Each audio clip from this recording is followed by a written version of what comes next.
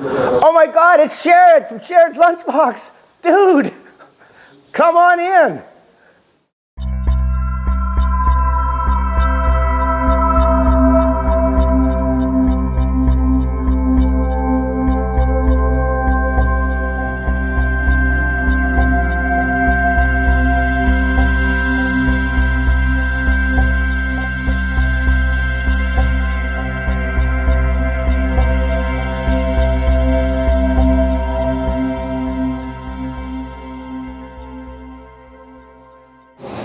Hi guys, welcome to Sherrod's LunchBox. On today's episode, I've got Ayre. Calvin's going to talk to us about his website, his business, and a whole lot more.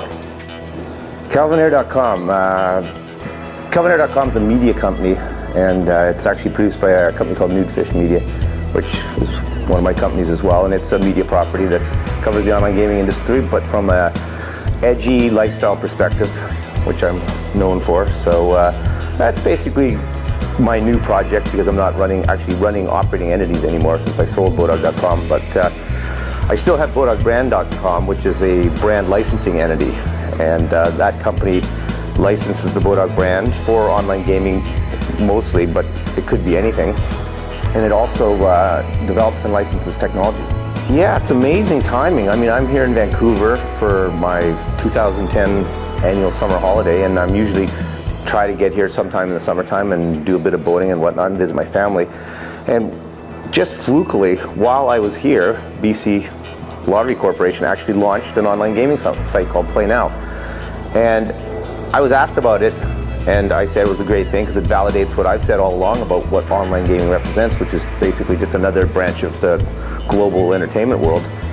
But what was amazing about that is, on top of that, they made a major mistake in positioning the reason why they were opening the site up as being because of trust, when in fact everybody knows the real reason they're doing it is for money, which is great. I mean, nobody's going to begrudge the government of BC trying to keep money in BC circulating in the economy, so that's great. But when they took the trust angle, they really set themselves up, because their site was immediately hacked the first day and it's been down ever since.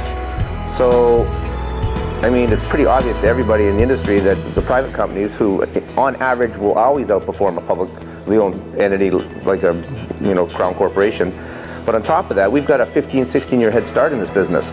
We're the ones teaching them how to do it, and even with our coaching, my competitors, not myself directly, but even with the coaching of our industry, the private sector, they still screwed it up.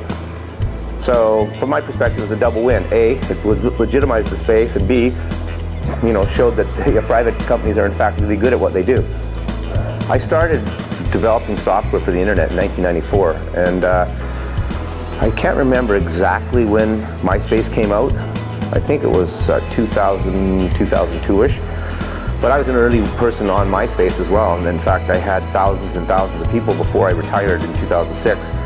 And since I've come out of retirement with my media property, Ayre.com, I've actually started working with Facebook and Twitter, and trying to find ways to integrate what I'm doing with my blog and the community that I'm building around well, I call it a tablog actually, because it's a tabloid blog, but the community I'm building around that, and how I'm integrating into the various social media streams that I'm using. So it's a lot of fun, and we're learning. I mean, I don't think there's anybody out there that for sure knows where this is all going. Well, first of all, the site in its current format is never going to be huge, because it's aimed at a niche market. It's aimed specifically at people who actually work or desire to work in the online gaming sector, or media who cover it. And that's the only audience for it right now. So clearly it's not going to be a huge audience, but it's a global audience, and it's a very powerful audience in my sector. Basically, it's all the people that you want to have influence with that are the audience for my site. So from that perspective, I think it's been very successful. I mean, we've got already, looking at the people we're targeting with it, we've already got a big audience. Thank you. In my industry, it's all about Asia, and I think you can see why. That's only one reason though. The main reason is because that's where the growth is. All the growth in online gaming and land-based gaming, and it probably will be for the next 20 to 50 years. So that's the big thing. The other big thing that's happening in our space is what I call convergence, and what that is about is that people who started in online gaming are now looking at getting involved in land-based gaming, and land-based casinos are all trying to figure out how to get into online gaming. So what you're going to see is the brands and organizations converging together, and there's still going to be more winners and losers out of this. But when the dust all settles, I think the people that are going to be the big winners in our industry are going to be the people that focus on having a competent Asia strategy and have a competent convergence strategy. What is the legacy that you want to leave in the gaming world? Hell of a fun guy. Yeah. Thank you very much, Calvin. You're welcome. That's awesome.